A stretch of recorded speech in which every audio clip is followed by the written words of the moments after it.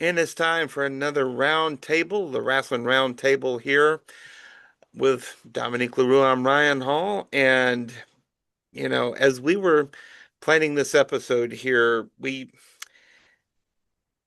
just a week away from the Elimination Chamber. We're just a couple of months away from Wrestle freaking Mania.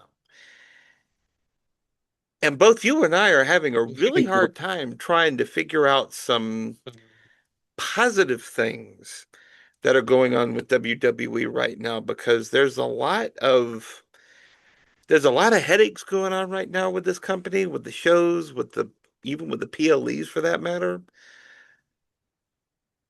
I like to try to find the positive. I really do, but right now they're making it really freaking hard. Yeah. Um, while we were sitting here trying to really config a episode of positives for this show, or excuse me, this promotion that is called WWE, uh, it was climbing up a very steep hill with no traction on our shoes.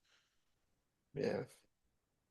Obviously, as anybody has been following us, and my brother Ryan over here knows, I definitely got one positive that I've been preaching and hoping and praying that they follow through on. And they've been giving us little tidbits and Easter eggs, and it's like a small little boulder that's been going down the hill that's progressively getting bigger and bigger. Um, and that is that our guy Finn Balor could be possibly coming back to reality and not being held down by a group that has been way overdue past their prime of being called Judgment Day. It took 5 minutes. It took less than 5 minutes for him to mention Judgment Day. I'm proud of you, Dom. Let's get better. Yeah, yeah. Eventually, we'll get to an episode where I don't mention them at all, and that'll be the episode where, or the week, hopefully, Elimination Chamber, that they just break up and I never have to mention them again. So, Well, that would be a beautiful day, and that would be a beautiful episode, you know. But I'm definitely happy that they're kind of coming back around on Finn's old presentation a little bit more with the old music, with the like the wide shot of the crowd doing the arm thing.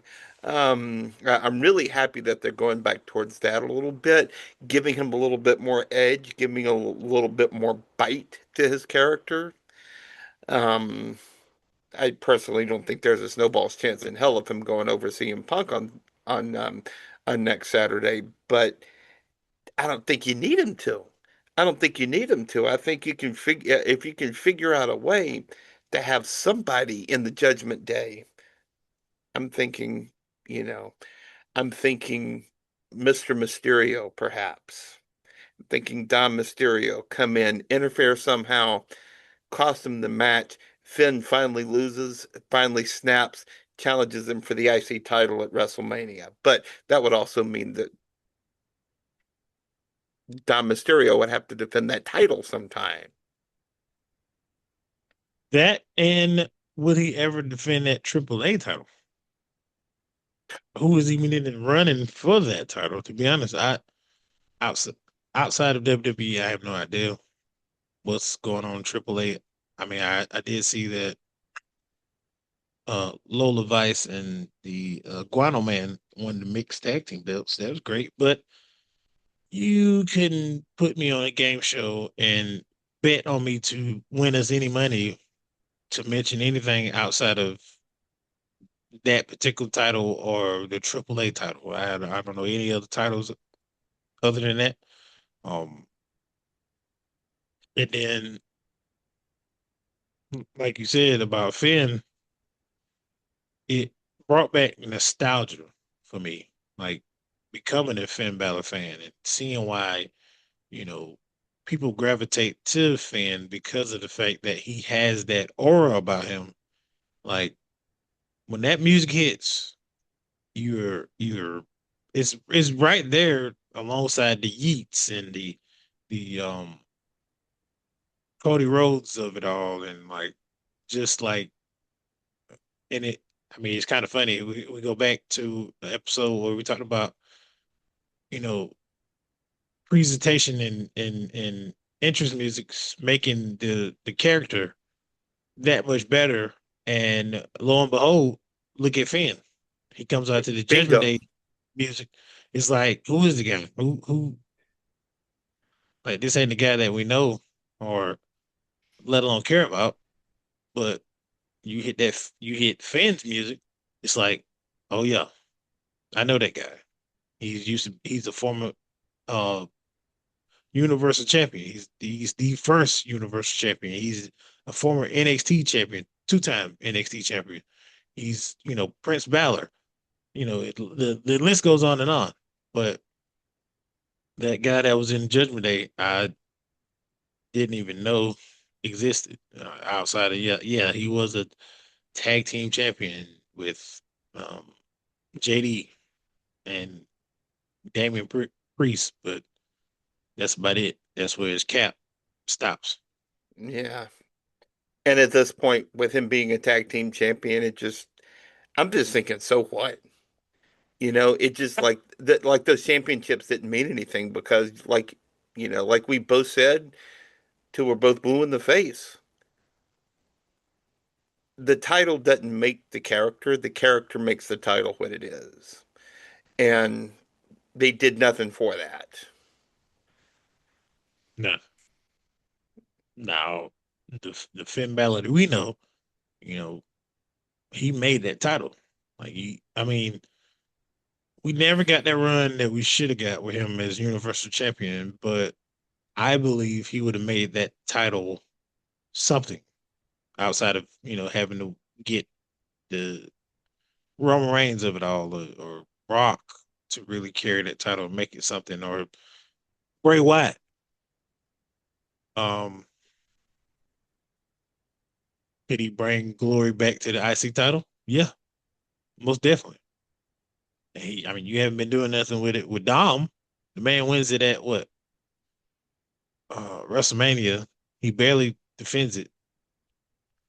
Um, Loses it to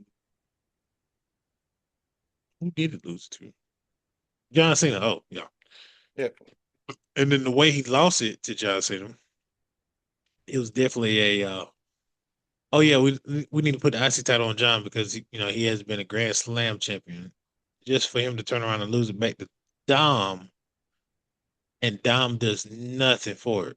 And then a lot of people be like, "Oh well, Dom was hurt." But Dom could have been healthy as I don't know Captain America, and they still wouldn't let him defend that title because.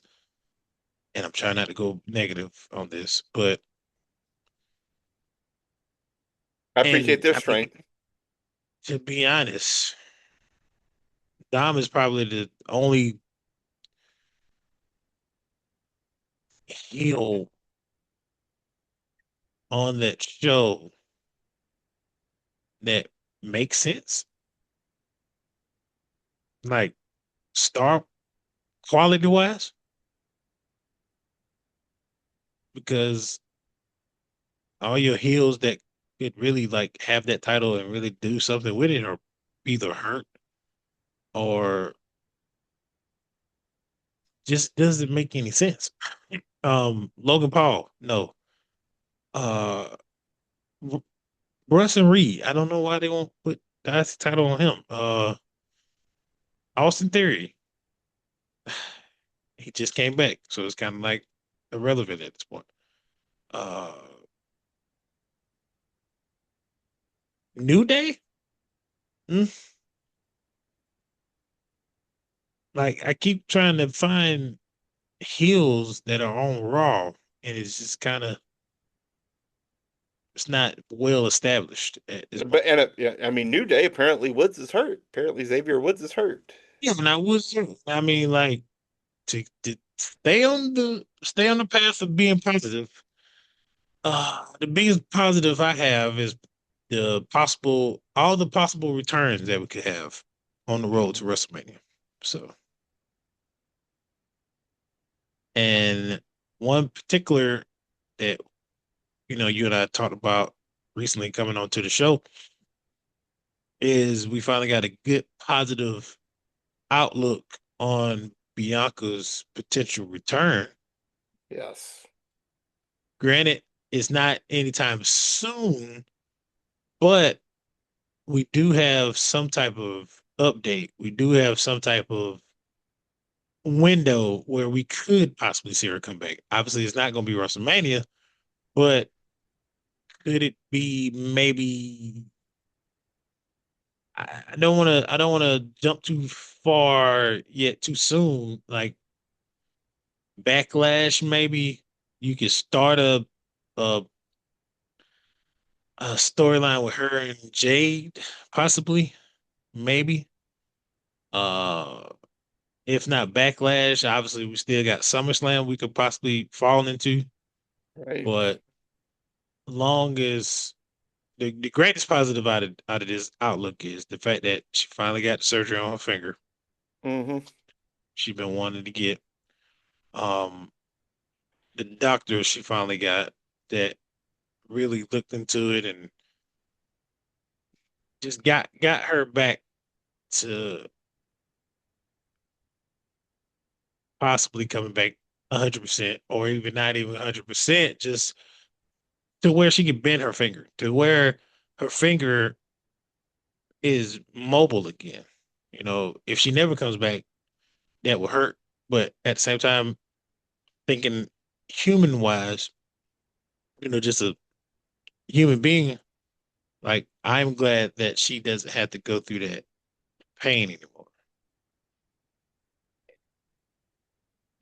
And we've both kind of, we both made jokes about it, to be real, but it's having proper grip strength for somebody in her line of work is kind of important because you don't want that grip strength to fail and risk dropping Charlotte Flair or Rhea Ripley on her head, Or Io Sky. or Io Sky for that matter. Yeah, I mean, you don't want to risk dropping somebody, just because your grip strength can't go out. I mean, we both know Bianca's athletic as hell, but just that kind of that simple thing, you it's kind of an important thing. It's kind of an important thing. And yes, there's still a long road to go, obviously. But I like to think at least this means that there's a light at the end of the tunnel. Instead of being, I mean, outside of us being in the dark, herself too, sitting there wondering if she'd ever get back, or sitting there Right, after answering questions about, how's your finger? When you coming back? Do you got the timeline of when you coming back? Okay, are you sure it's your finger? You're not pregnant, are you? This and that and third. So, right. I'm just glad. I'm glad she got some clarity on what next steps she need to do to get back in the ring. Amen Um, to that. Another positive that I have is the fact that, speaking of Dom, he's back. So now, where do we go from here as far as the IC title and the AAA title? Because I mean, I don't know. Like I said, I'm gonna repeat numerous times. I don't know what competitor in AAA has the potential to fight for that title, but there is a potential where if you do keep that title on Dom, and we've been saying this on the show for quite a while. We're only, let's see, February, March. So we're only possibly what 2 months away from WrestleMania. Yeah, Uh, you still have enough time to really make Dom a double competitor at WrestleMania. Uh, he can do night one and night two, possibly. Or you can do night one and make it interesting. But I still want that title match that you envision where we get Dom versus Ray, career versus hair, or career versus title. Like Ray has the potential to get the AAA title, and Dom has the potential to retire his father. Because let's face it, mask versus title. yeah, mass versus title. I'm sorry. Um, but that potential has a potential to be a great storyline. I mean, it Absolutely. takes me back to that WrestleMania where we had Shawn Michaels put his career on the line for Undertaker Streak. Yeah. So we could possibly see that go with Ray and Dom. And let's face it, Ray should retire 5 years ago. I hate to say it. I love Rey Mysterio. He was one of my childhood favorites growing up, but we barely see him as it is. And then on top of that, all our greats are retiring. I mean, we got AJ Yeah. retired, John retired not too long ago. Uh, Randy's in that time frame. Ray is in that time frame where it's time to, I mean, he's already been. Nick, hasn't he already been inducted into a Hall of Fame? Several years ago. So what is he? What is there to even prove anymore? There's There's nothing. nothing. There's nothing to prove, or unless you're Mickey Rourke and the wrestler, just you can't let it go. No, Yeah. no. I mean, basically he can't, and I understand. Yeah. I mean, Yeah. I mean, he can't, but the band's knees are held together by duct tape, baling wire, and the prayers of his ancestors. yes. Every time he goes out, he's injuring something. So I know. I know. I mean, Ray's over 50. CM Punk's closing to 50, closing in on 50. Randy Orton's on the other side of 40. Roman Reigns is in his 40s. You've got a lot of these guys. Cody's 40 plus. You've got a lot of these guys who don't have much, many miles left on their bodies. You can't keep like you got to start making some new stars. You got to start growing some new main event superstars, which they were doing a great job. Don't get me wrong. They were doing a great job with Ron Breaker until he had to pull a Steiner and get injured flipping over that table. and I thought he was doing a great job with Brasserie. Like Yeah. that path he was going on when he was like tsunami and people, Seth, Braun, like you would have thought that they do something with. Or if you team him up with Paul, you would do something with him and Braun Breaker for where they win the tag team title. Like if you make a faction like the Vision and you call yourself the Vision, why is the Vision not being upheld? You know, yeah, with the Vision, with the new face of of Raw, we're taking over with the future, but yet the tag team titles are on the Usos. The world title is on a 50-year-old man. The IC title is on a guy that walks around with it, just walking around, Yeah. never defending it. So y'all are basically coming out here saying y'all the vision, but y'all are nothing that looks close to a vision of what the future is. And then You know what? you have yet another mask dude walking Oh God, around. yeah, that's another episode where I just Yeah. crash out. But Yeah. um, We're trying to stay positive here, even the as biggest positive freaking hard as it is. is is Javon Evans. That's another positive. Yes. Actually, a lot of those NXT call-ups, Javon Evans, Oba Femi, Trick Williams, even going back a little bit to Carmelo Hayes, a lot of these guys, they're positioning incredibly well. Like as we're taping this, we've got they've got a qualifying match for the Elimination Chamber um, Trick Williams and Damian Priest. Now Damian's probably going to go over in that match, but you've got a chance to really rekindle some magic with he and Carmelo Hayes. I'm glad you brought up the I'm gonna get back to that, but I'm glad you brought it about the call ups. There's one particular call up that I've been waiting on, and I really feel like they need to do that for the women's division, for SmackDown, for the U.S. women's title. Um, so Ruko, Yes. if you're not gonna do anything with Sol Ruko, as far as like putting her against Jade or Stephanie or whatever the case may be, um, the second best option is to have her feud with Julia and potentially winning that belt with Julia. Like Sol Ruka, Sol Ruka, to do what you've done, beat Bayley at Saturday Night's main event, be featured in the Royal Rumble, almost winning the Royal Rumble, being in the final three.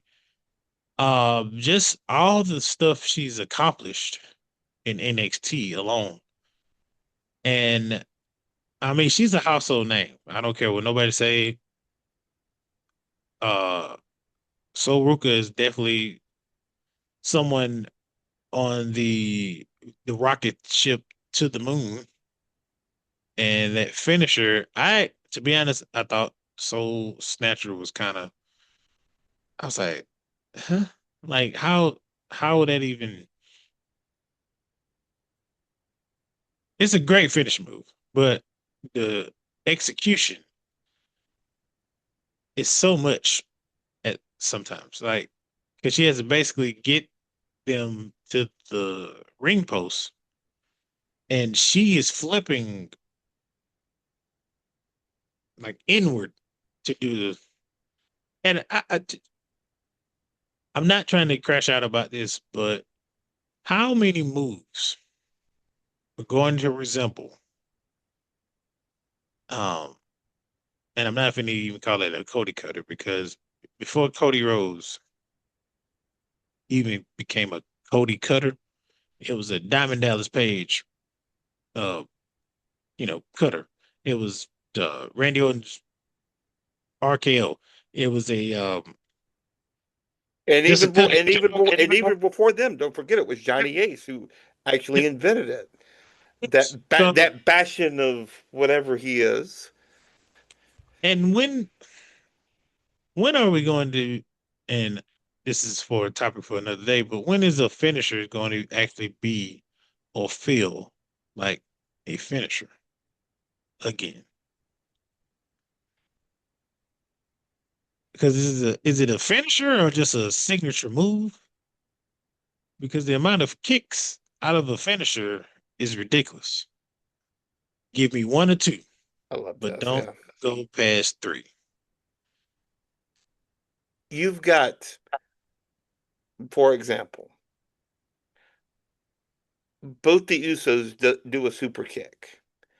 Do you remember how often super kicks were protected finishing moves?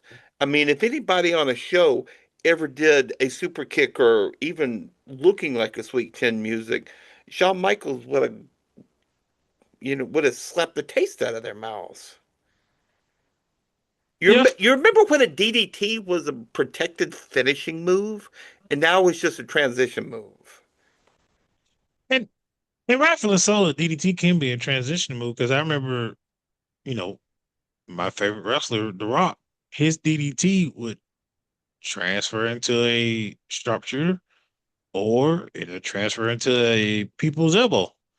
But at least it transform yeah, at least it transferred into something that is a finishing move.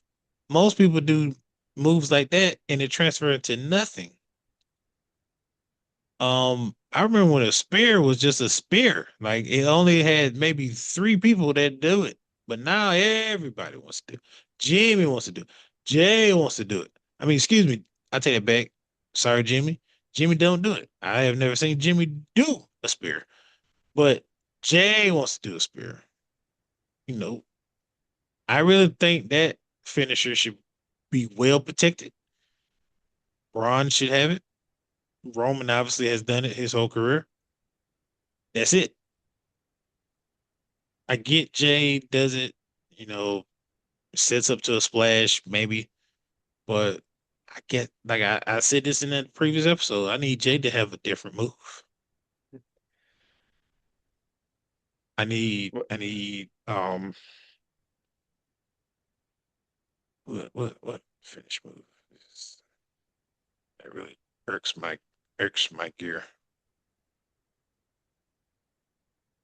Mm, I can't think of it at the moment. But yeah, the cutter is just it's really played out. I mean, to be honest, this is just me. I'm obviously I can speak on it because I don't know what the if Kevin Owens talked about Javon Evans needed to be less of a Uh, Kevin Nash, not Kevin Owens. oh excuse me sorry Kevin Owens sir we love you Kevin Nash and his he need to go to sleep. I'm just be honest with you. He need to go to sleep. He needs a nap. He needs to stop podcasting He and needs to just take stick his Aricept is what he needs to do. because the fact that you say he needs to Javon Evans need to be less of a Bojangle and more urban. That that was wow. But besides that, um, the only gripe I have with Javon Evans is the cutter, and I love the cutter. Don't get me wrong, I do. And I'd he rather and he does and he does it well in spots. in space, absolutely. But that's the gripe I have with WWE now is spots, particular moments they try to set up for the entire match instead of just doing a match. And Javon Evans has the athleticism that I love to see from a guy like him, where you show something of the past. With I forgot my boy name, Montez Ford. All right, his frog splash, right? Hmm. Fantastic move. One of the beautiful, most athletic frog splashes in the game today. Why not give me My favorite frog splash is Eddie Guerrero. yes? Why not give me something like that? It ain't even gotta Yeah, be his particular frog splash, but if anything, I would want Javon Evans to do the shooting star press or RVD's finish move or a D'Lo Brown. I probably am the only one, but I loved D'Lo Brown's finish move. Outside of the one where he would pick him up and then slam him down. Um, the frog splash he do, it's like it's a frog splash, but he literally looks like frog when he in the air. He has his legs, he has his legs up and knees up to his chest, arms straight down, and then comes up. I have yet to see anybody do that, the particular frog splash. yeah. And Javon Evans is a perfect candidate to do it and make it look way better because the height that he jumps is ridiculous.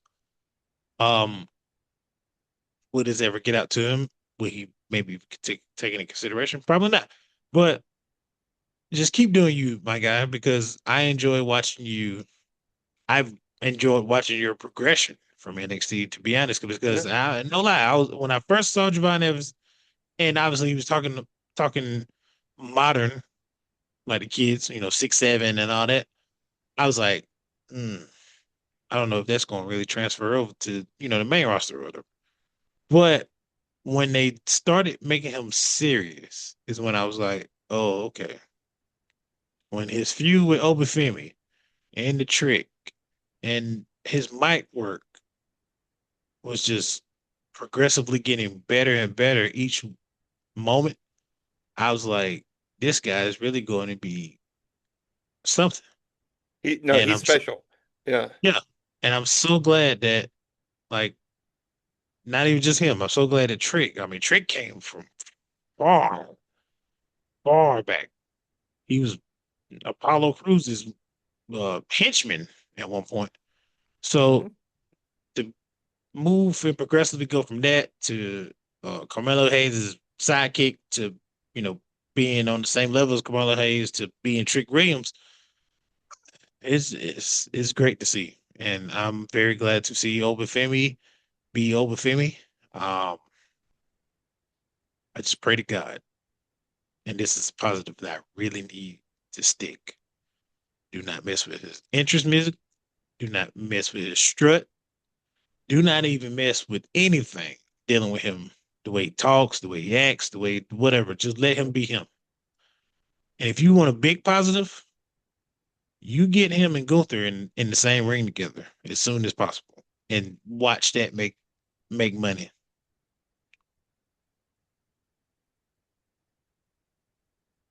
The ruler and the beast. We need that to happen. Absolutely. Or That is gold-plated money. I'm sorry, because Obafemi to me reminds me so much of what they're do of how they started Brock Lesnar back, 2002, 2003. Like right when he first got promoted from OVW, just have him come out and absolutely kill people. And to me, he's the second coming of Brock Lesnar. He really is, but with a different kind of edge, with a different kind of feel. And I think it's like I texted you after Oba. I think after his great performance at Saturday night's main event, don't screw this up.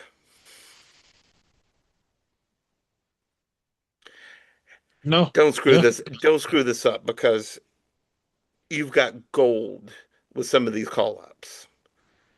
Trick Williams is like the love child to Booker T and The Rock. He's got that kind of charisma. He's a little bit green in the ring, but he's also young. He's also kind of inexperienced. He's got kind of that, that cockiness, but also listen to his entrance. Listen to the way the crowd pops for these guys. Don't screw this up because when CM Punk, when Roman Reigns, when Cody Rhodes, when all of these guys who are in their 40s and older are starting to hang up the boots, you got to have people in the chamber to be able to take their place. hmm absolutely. Um, I mean, what have we not talked about with Obafemi? I mean, we was taking each other back and forth like that whole entire match with him and Cody. It felt like a potential like main event match for the title.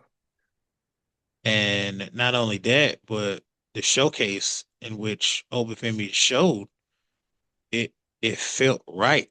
Like it wasn't like a off feeling. Like I could potentially see him rubbing shoulders with Drew McIntyre, Cody Rhodes, Jacob Fatu, Roman. The list goes on, and and he feels at home in that particular match. he does. So if they don't f it up and really just let him be, I mean, that's a potential star right there, right then and there, to fill that void that has been left by all these injuries. Uh, Apparently, Trick is the same way. I mean, for him to just come on the main roster and just be featured on TV each and every week and just talking his talk on the mic, and yet, brother, you ain't even did nothing but sip some coffee. You sit there and trash Sami Zayn. Sami Zayn is a WrestleMania main eventer. And Sami Zayn is a former tag team champion. I'm an undisputed tag team champion. Sami Zayn was part of the most undisputed faction of all time that ruled WWE for 5 years straight.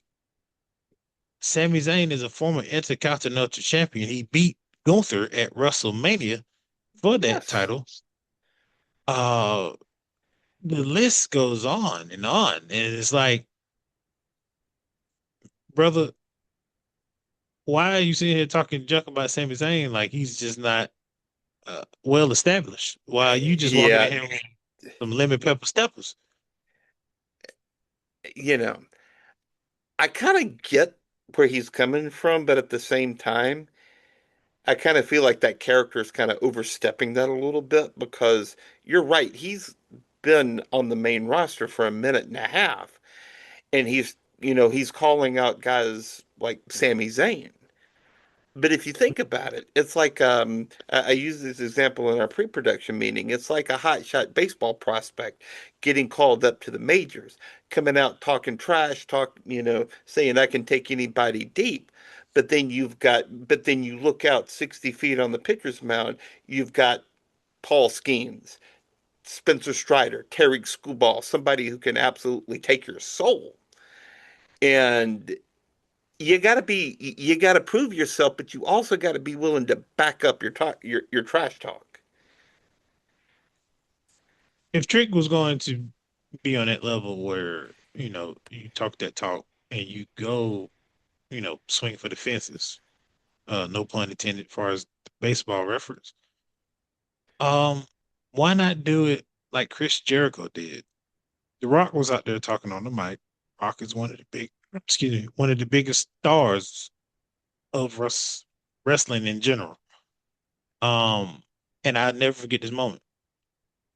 Obviously, they had their video promo that was ticking down to Chris Jericho's debut, basically, and they did it perfectly. We wasn't expecting Masterful, Chris Jericho absolutely to, masterful. Yeah, yeah, we wasn't expecting Chris Jericho to just interrupt the Rock of all people, but he came out and like that just elevated him to stardom off rip. So, I mean, and it's not like we didn't know who Chris Jericho was because of, right. WCW, but just to establish somebody who's an outsider coming into WWE.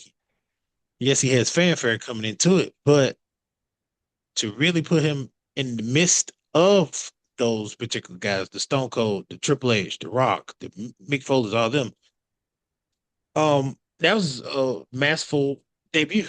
So with Trick, you kind of have him go mid card level, but you're not presenting him as a mid card level.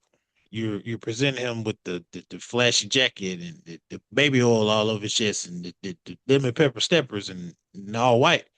Why not have him come talk? I mean, yeah, he talked a little talk to Drew or whatever, but the case may be. But I don't see you running your mouth to Jacob Fatu like that. I don't see you running your mouth to even though yeah, Gunther's on SmackDown. Yeah, I don't see you talking your mess to Gunther. So like what are we doing? How are you sitting here saying you this, that, and the third, but you're going after, and no disrespect to Sammy, like I said, I was putting out his credentials, but you're going after Sammy. He's never been a world champion. Uh, you're going after Ray Phoenix. He's only been here for a few months. Like you talk your talk, you the big dog, you run up on the big dogs, the big leaguers. And see, that's my gripe. Not trying to sway away from the positive, but that's my gripe with the the way they're doing things. Like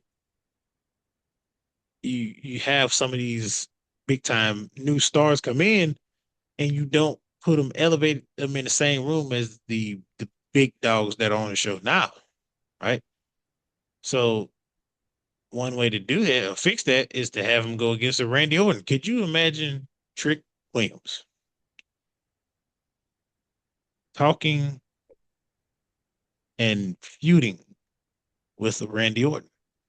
That is And kind of eat on the it. same Yeah. to me as a Oh, Booker T and I Cody. dig the hell out of that. Yeah, I dig the hell out of that. Yeah, like that is so better of a feud to me in my eye, and really trying to establish Trick as a serious competitor. And once again, I'm not slighting Sami Zayn whatsoever. Now Sami Zayn Hey, snaps and becomes that dude that we know, the other side of Sami, you know, that Kevin Owens type of Sami Zayn, then by all no, means, that can't. No, that's Kevin Steen type of Sami Zayn. yeah, yeah, that yeah, Not to be pedantic about it, but yeah, we've all seen the viral videos. we Not a did. very generic promo, if you know what I mean. No, but I am positive of I'm very excited for the road in which the new stars that are coming in are going. I hate the fact that Brian got hurt, but hopefully he comes back. Hopefully he's back in that storyline. Hopefully, I mean Seth Rollins and him finally get that feud that we've basically think they're going with. But another big positive that I cannot wait to happen is, can we please move on from this hoodie? Wait for the hood, yeah. Can we please move on? Like, can we just bury it and never come back to that? If we're gonna have a run in, what Triple H, and it blows my mind because Triple H act like he's never been a performer. Like he's never been in storylines where who did this, who did this, who did this, who did this. You know what I mean? Like, why are we doing this fitted character thing? Why not go back to the old school of who did this? You know, we never see their face. All we see is like the one of the biggest storylines that involved Triple H to me. And it was the same storyline basically, but two different people. One incident was who hit Stone Cold Steve Austin, right? Yeah, People thought it was Triple H, but it I ended up being Rikishi. Number two, who hit Shawn Michaels, right? mm-hmm. That was the biggest shock of all time to me. Obviously, it's writing on the walls. I should have saw it. But as a kid, I'm sitting there thinking, oh man, Triple H would never do that. That's his best. That's literally his best friend. I would never see Yeah. Triple H turning on his best friend like that. But to end up it being Triple H, and then the way they did it was so masterful. Like it was chef kiss. Triple H is in the ring. He's talking to Sean. Sean is basically, you know, jumbotron, and Sean has this look on his face, and he was like, "Yeah, we're gonna find this dude." I mean, well, Triple H is like, "We're gonna find this dude. When we find him, we're gonna get him." Blah blah blah blah. And Sean's face changes, and he got this look on his face, like, "I know who it is. I'm looking dead at him." And then from Sean, like basically saying, "I know it's you, Triple H, and I'm gonna get you," or whatever the case may be. Not verbatim what he said, but and then Triple H has his grin, and great camera work, by the way. The camera pans around to Triple H's face. Triple H is looking down, but he's grinning. And then he turns and look at Sean, and it's revealed that he's the one that attacked Sean. Uh, like, why can't we get that particular stories in this new era that Triple H likes to tell? Because it's, I mean, obviously you want new and fresh and this and that when it becomes storylines, but why not take some storylines that were in the past and kind of just tweak them a little bit. That's how you start fresh. That's how you bring up new and exciting ways of an old story or a remake of some sort. But uh, this whole proclaim of, oh, we're in a new era, oh, this is going to be epic, oh, blah blah blah blah blah, is getting old, it's getting tiring, it's getting to the point where you're basically sitting here and playing this stuff in our face, acting like Becoming we. he's becoming a caricature of himself at this point with this. Yes, because it's like you seriously don't think that we won't stop watching this, like to a point where, don't get me wrong, as the wrestling fan that we are, obviously our show is based off of their product. But to sit here and think that people won't change their minds and want to go, that's what keeps. I mean, really, that's what got AEW to where it was. I mean, because we had got to that point to where we wanted something new. Well, we got tired of the same old same, and that's what propelled AEW to be where they was. And I mean, now, even now, granted, people opinions are people. It really is about the dollar amount. And I mean, if they still selling tickets, they gonna still sell tickets. I mean, as long as they beat Yeah. a particular level they're trying to get above, they probably ain't never going to be where they was with the Bloodline storyline. But as long as they're kind of in that second tier to maybe third tier even, they're gonna be just fine. But whenever they get to that red area of where like, oh, this is not what we envisioned, like we going back to Las Vegas, but the tickets aren't selling like there was the year prior because of, oh, guess what? John Cena was retiring. That's a big factor in people buying tickets. Um, we had a triple threat match with three of the biggest stars in WWE history. Uh, we had so many things going on to where it made people want to watch it. Now, all those stars that was in WrestleMania 41, they're gone because of injuries, because of, you know, personal matters, and just overall the ticket sales are too ridiculous. You want me to pay $750 to sit damn near close to Jesus himself, or Hanging out with Hulk Andre and the Macho Man. right, where I could just literally just pay $30 to sit in the comfort of my own home, not have to worry about plane ticket to get to and from Las Vegas, to lay my head in a hotel room, hopefully, and manage to make it to the arena to see a WrestleMania where I had to use bifocals. No, I'm good. I'm saving my money. Yeah. Yeah, no, exactly. Exactly.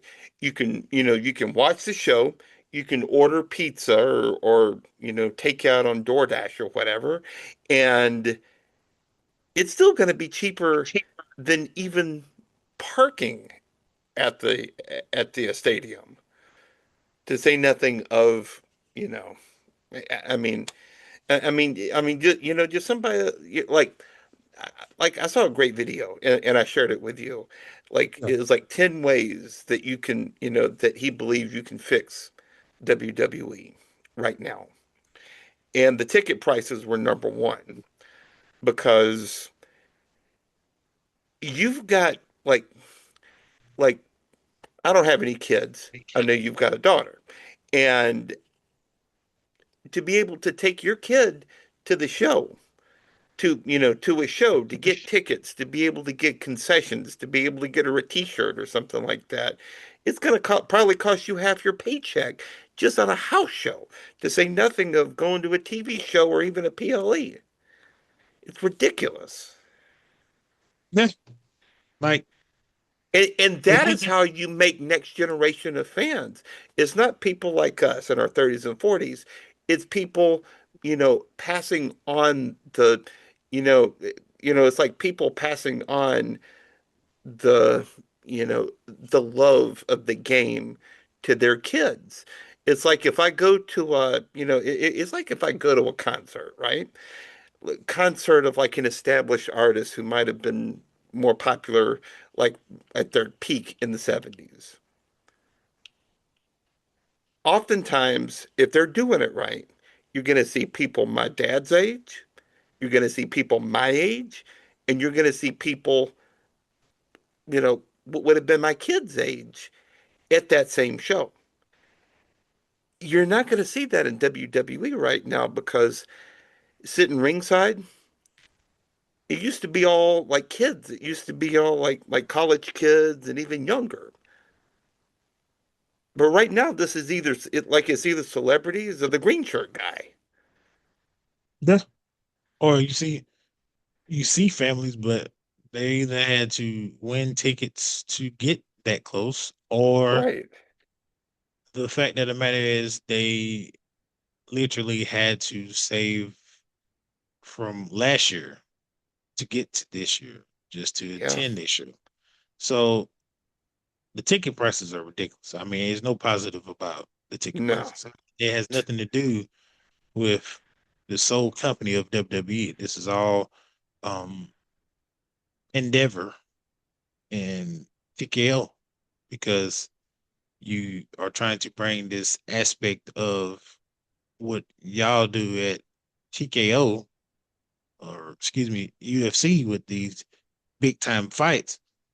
And it just doesn't work that way at WWE. WWE has always been a family oriented show for where you can bring your family out and enjoy a wonderful event, and you can buy things for your kids and your family to Yeah.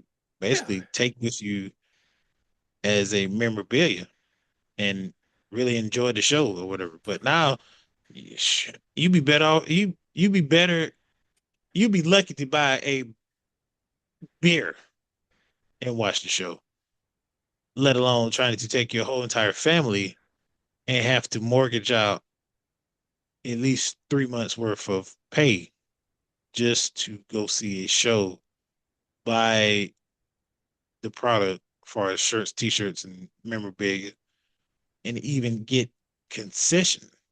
So, and Yeah. oh, excuse me, I forgot parking too, just like you pointed Yeah. out. Yeah. Yeah. So at the end of the day, no matter what, you can go on TikTok, Facebook, Instagram, whatever the case may be, and the gripe is still going to be the same. Ticket prices are ridiculous and people are tired of it. And that's one problem that is going to continue to be a problem till people realize how to make it a solution. And then people are just generally just going to stop going to these events. Hmm. They're going to start unsubscribing from Netflix. They're going to start unsubscribing from the ESPN app. Bye bye. They're just going to So, start leaving. and that's another thing. We have to go through hoops and bounds, leapfrog this and uh, you know, scat daddy through this and that to just watch the show. You have to watch Raw on Netflix. Turn around and go to CW if you got that channel on Tuesday night to watch NXT. Just to go wait till Friday and watch SmackDown on maybe Sci-Fi if the Winter Olympics is not going on, or when they're not going on, watching on USA Network, where originally Raw used to be on, where you could watch it for free. But now you got to pay a membership to watch Raw. Then on top of that, on a Saturday once every month, you have to pay $30 to watch a PLE that may or may not be worth it. Which, on top of that, not even to mention that the PLE maybe have 5 matches total, Yeah. and that's being nice about the 5 matches.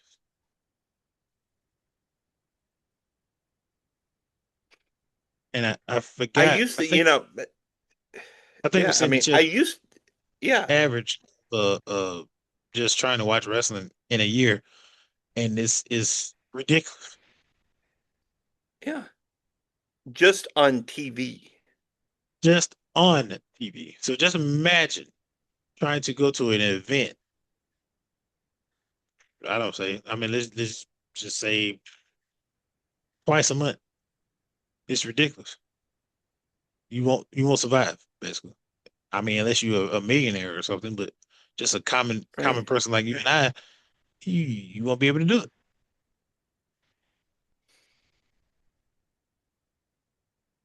I mean, just I'll give you a great example. I'm not going to go into specifics, but on my day job at the mattress store, I had a sale that made me a nice chunk of money. But even that chunk of money would not have been able to buy a single ticket to WrestleMania.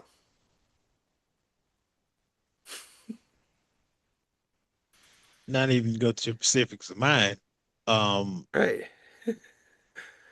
my single check a week would barely afford a WrestleMania ticket. Yeah. Let alone if you add everything else up, you will only be able to get a ticket. You won't be able to get in a room. You won't be able to get no parking. You won't be able to get a ticket flight, let alone, Yeah. or even if you wanted to drive to go see WrestleMania, you wouldn't even be able to go. To say nothing of being able to get a hot dog and a beer at the stadium. To say nothing of T-shirts. To say nothing of, autograph.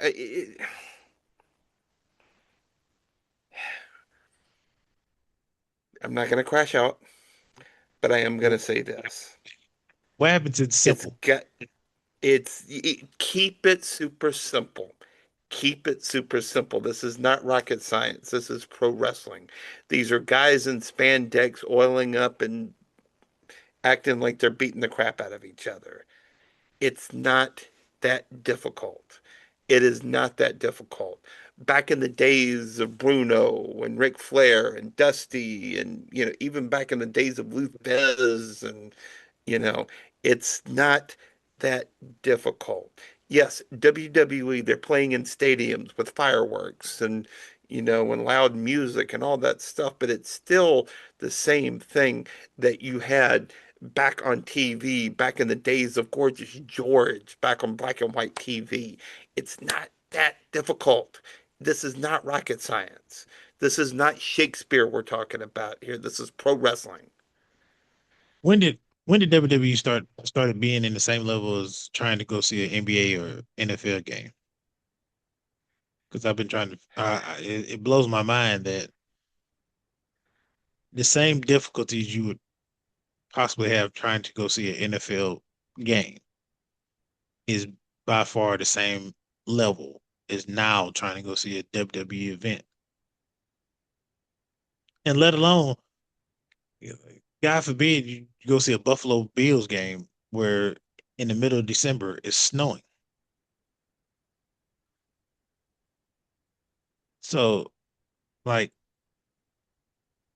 I just don't understand why I mean, and I mean, where they thought y- y- that this would be a good idea to let's up the ticket prices. Let's up this. Let's up that. Like you was already making buku's amount of money.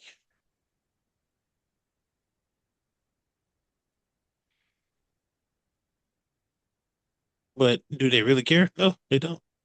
The only no, they person that's absolutely affected don't care. is the people that are paying for your product. And if you haven't noticed, the economy is not great right now. No, not at all. I mean, if you've bought groceries in the last, I don't know, just couple of weeks, pretty much the same grocery run is costing me more and more money every week. And I'm a single guy. Buying a carton of eggs is ridiculous. Yeah, yeah. Yeah. And And thank God. you know, and you know, I'm like you. Do you want to go and spend thousands of dollars on a ticket, on a flight, on a hotel room in Las Vegas, which hotel rooms in Las Vegas are stupid.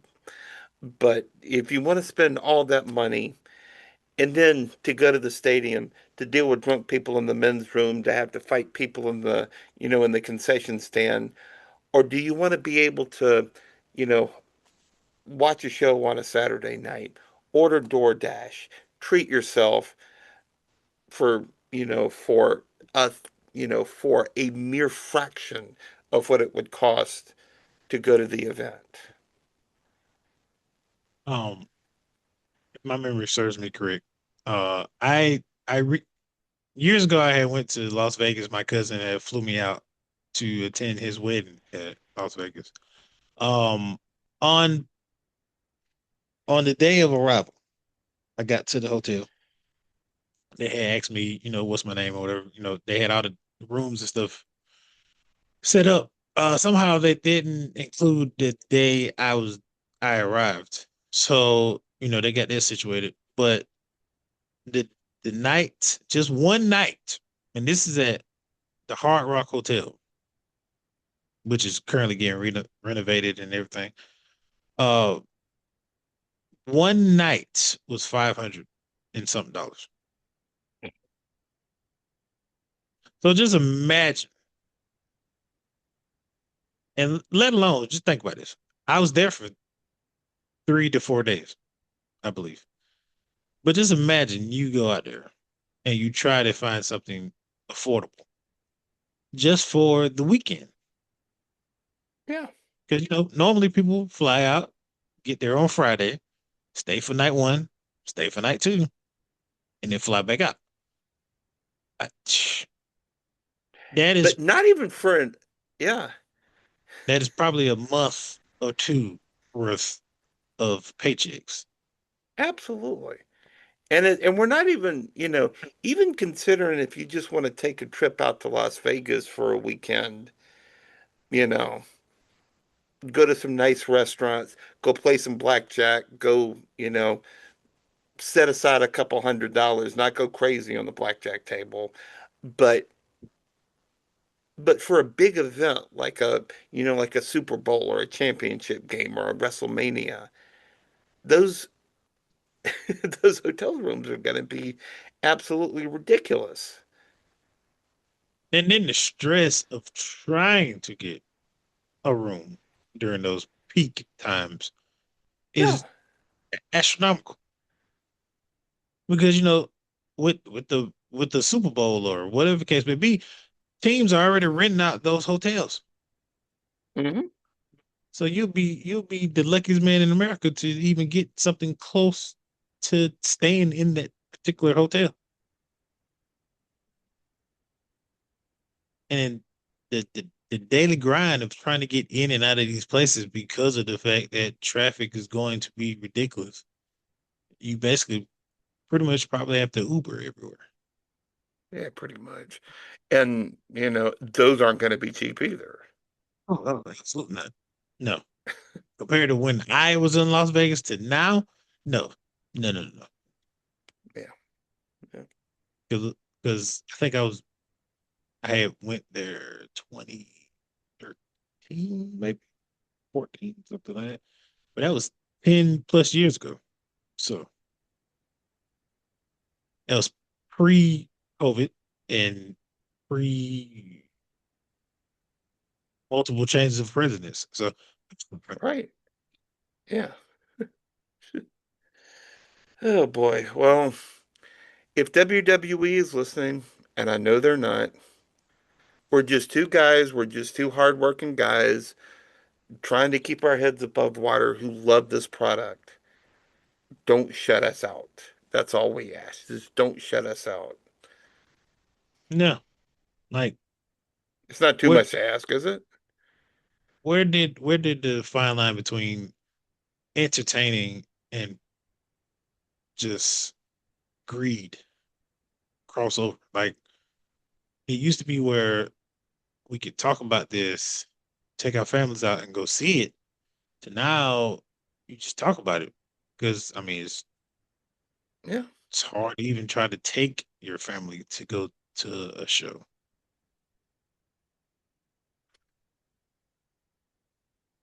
And then it's like,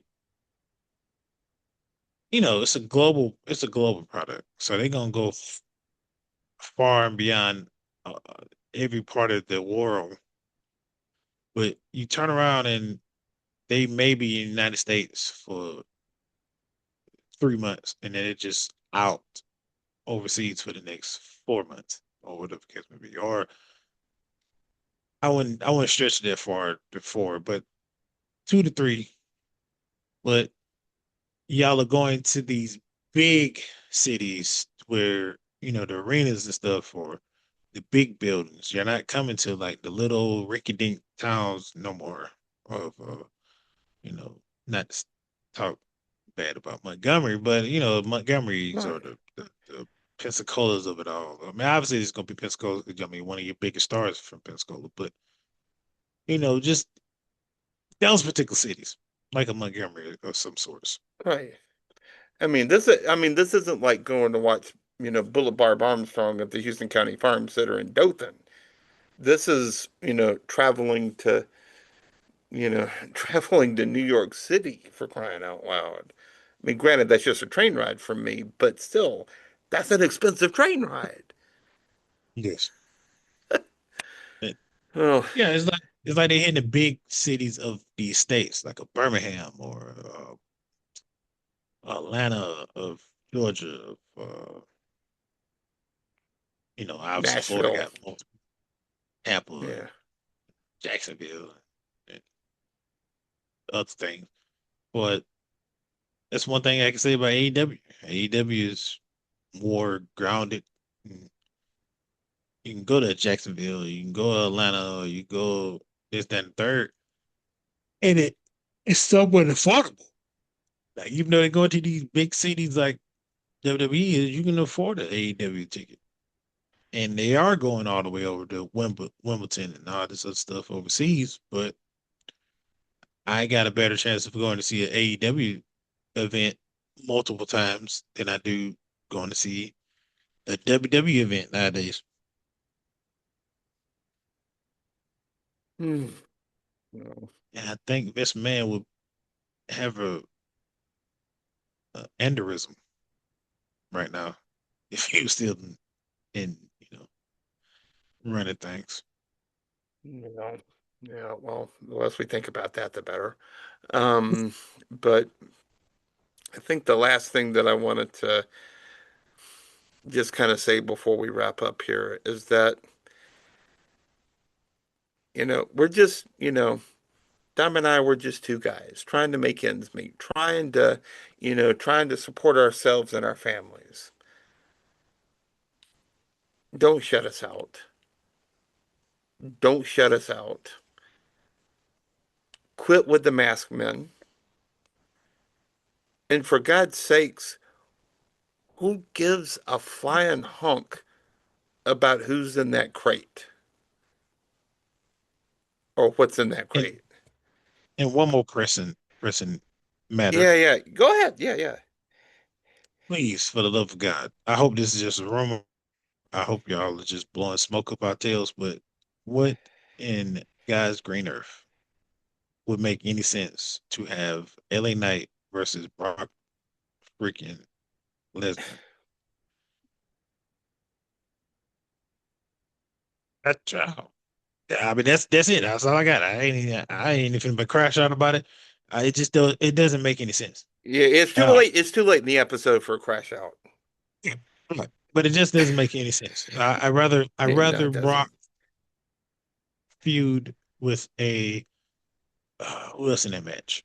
Uh, I mean, to be honest, you can feud with Cody again. I like her. I mean, y'all drugging it to the ground with him and Drew anyway. So why not have Cody fight Brock again? I like her. But Yeah, if y'all I say trying, it again. The ruler and the beast, it's right there. yeah, but I mean, the way they're doing Oba Femi right now, he's not even considered in qualifying anything other than just walking around back and forth on both shows. before he makes a decision on where he's going to go, which he should go to SmackDown. I mean, He should. Yeah. I get it, but I don't get it. I mean, because SmackDown needs stars. Raw has them all, and they still don't do nothing with the stars they got on Oh, Raw no. because they're so busy. What's in the crate or having the women? And no offense to the women, I love them. But having them cut promos throughout the night.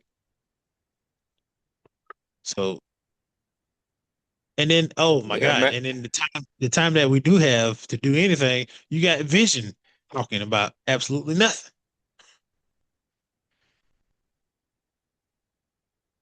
And then the Usos, oh my God, I'd be like, I love the Usos, but Jesus, can we just move on from the yeeting? You yeet 20 minutes into the damn match, and then like, I'm not gonna crash out. Yeah, It's yeah, it's just shocking to me how you are this high in the air with the bloodline storyline, and then you just go all the way down. yeah. Usa, my brother. Usa. Yeet. Yeah, yeet. Exactly. All right, that's another episode of the Wrestling Roundtable. Next week, we're going to be talking about, hopefully, we're going to be talking about the Elimination Chamber preview, and hope y'all join us. We thank you so much for watching and listening to the Roundtable. Follow us on YouTube, Apple Podcasts, and Spotify. Follow us on Facebook, and we're now on Instagram, so go check us out. For Dom, I'm Ryan. Thank you so much for watching. Thank you so much for listening. And until we meet again, so long for now.